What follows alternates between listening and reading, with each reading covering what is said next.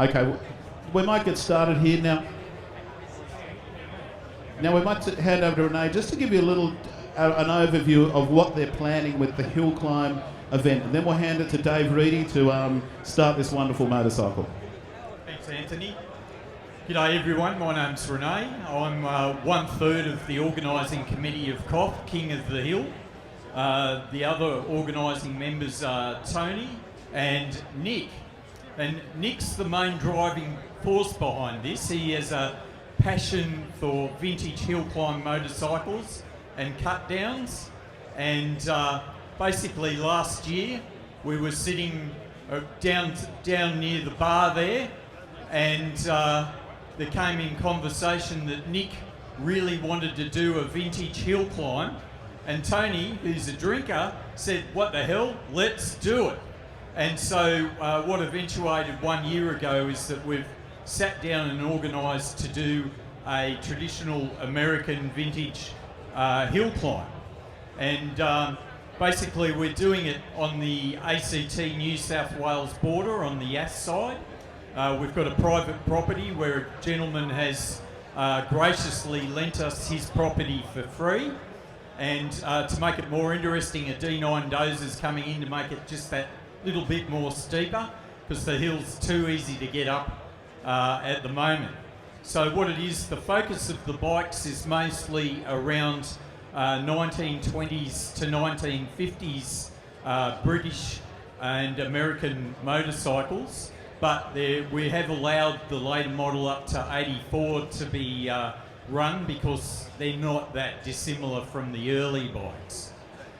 So at the event itself on the 19th of October, there will be vendors, food vendors, drink vendors, and the event is a one-day only event starting at 9 a.m. in the morning.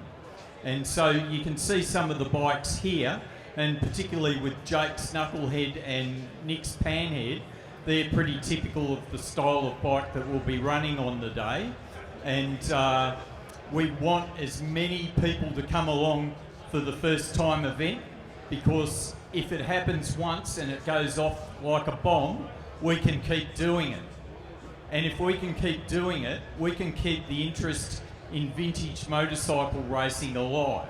And the idea is we've made it so that kids that are under 16 can come in for free, because we want families to come along and get involved in motorcycling. Because, you know, once the older generation dies out, if you haven't got younger folk to follow through, that's the end of it.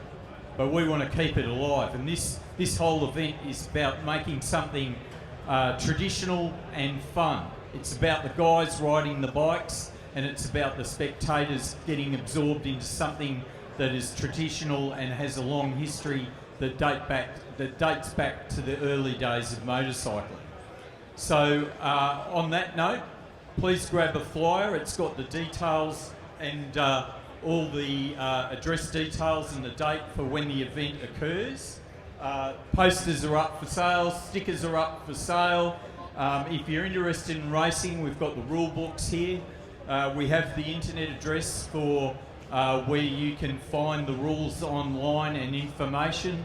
It'll have an email contact that you can contact us on, so if you're interested in actual racing, there is a rider's email released every now and then, so that guys building bikes to race, and believe me, there's some really interesting machines being built, that they can know what the rule and detail updates are. And follow us on Instagram, COF, King of the Hill. Again, you'll need a flyer to see the exact spelling with the underscores, but we really appreciate the positive response that we've had from everyone. I think it's Nick's dream come true, and we all hope that with the support of fellow enthusiasts that this will go off like a really spectacular fireworks show. And on that note, I think I'll hand it over to David Reidie, who will probably talk about a bit of the history of hill climb, and especially of the 1930 DAH that he's generously put on display here today. Thanks, David. Okay, I I won't trouble you too much. It is a great event that these guys are putting on.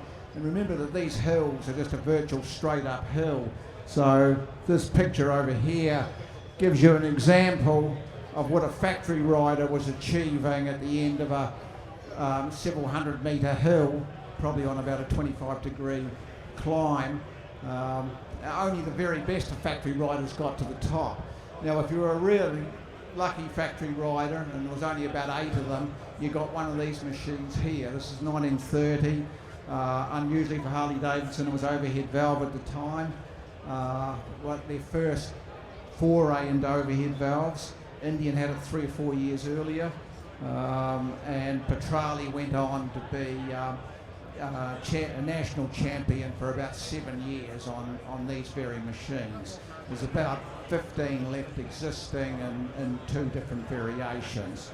So without further ado, I'll get Nick. These obviously ran on alcohol, or an alcohol mix, wood alcohol and various other additives in their day. Nowadays we generally run them on methanol, but that does destroy your engine, so we've just got good old E10 in it, which makes starting a bit interesting, and we haven't got any contingency plan like rollers, so we've got Nick's hand here. Now, the carburetor, the slide on it is a cylinder that goes that way, and that cylinder has a big hole in it, so that when you open the throttle, it's pulling this cylinder around inside the carburetor. Yeah. And so the idea was very quick to get onto full throttle, and then also a lot of the time on these things you wanted to stop, so you could shut it down pretty quick. Very difficult to get them to run on normal alcohol. For example, a setting in the carburetor, 1 turn out would be for fuel, 4 turns out for methanol. So that gives you an idea of how much methanol is running through it. Where's Anthony?